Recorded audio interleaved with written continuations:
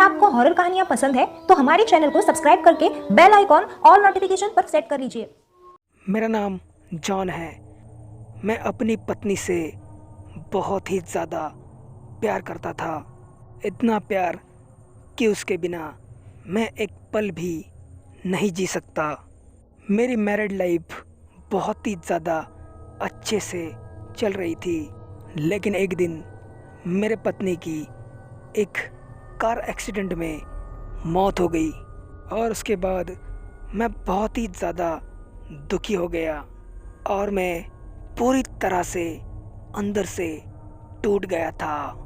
ऐसे ही समय आगे बढ़ता रहा। एक दिन एक लड़की मेरे ज़िंदगी में आ गई। उसका नाम निशा था।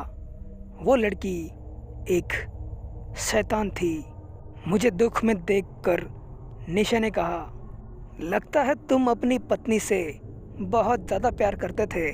अगर तुम्हें उससे सच में इतना प्यार है तो मैं अपनी शैतानी शक्तियों से तुम्हारी पत्नी को वापस ला सकती हूँ। निशा की इस बात पर मैं बहुत ही ज़्यादा खुश हो गया और मैंने उससे कहा, क्या तुम सच कह रही हो? तुम मेरी पत्नी को वापस ला सकती हो? क्या सच में ऐसा हो सकता है? इस पर निशा ने कहा, हाँ ज़रूर। तुमने भगवान पर भरोसा किया, लेकिन उस भगवान ने तुमसे तुम्हारी पत्नी छीन ली। अब हम शैतानों के ऊपर थोड़ा भरोसा करके देखो। मैं तुम्हारी पत्नी को ज़रूर वापस लाऊंगी। इस पर मैंने कहा, ठीक है, मुझे मेरी पत्नी लौटा दो, लेकिन इसके बदले में आपको क्या चाहिए?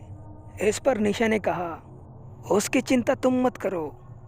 तुम अपनी पत्नी के साथ बहुत खुश रहो और इसके बदले में मुझे जो चाहिए वो मैं तुमसे वक्त आने पर ले लूँगी। ऐसा कहने के बाद वो लड़की वहाँ से गायब हो गई।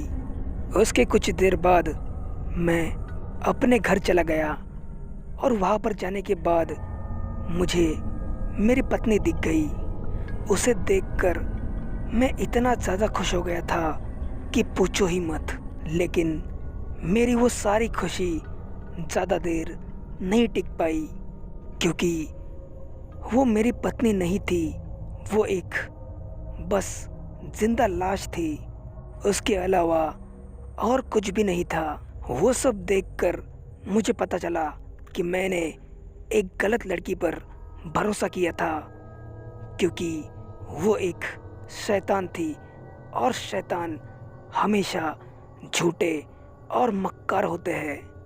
उन पर कभी भी भरोसा नहीं करना चाहिए। लेकिन मैं अपनी पत्नी के प्यार में अंधा हो गया था और मैंने बिना सोचे समझे उस शैतान लड़की पर भरोसा किया था।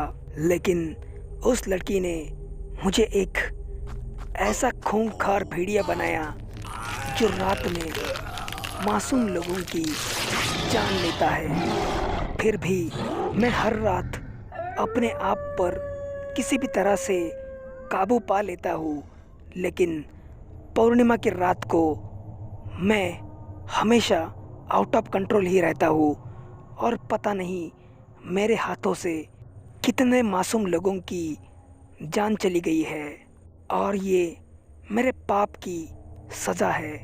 इसके लिए प्लीज़ भगवान मुझे माफ़ करो और जल्द से जल्द मुझे मौत दे दो।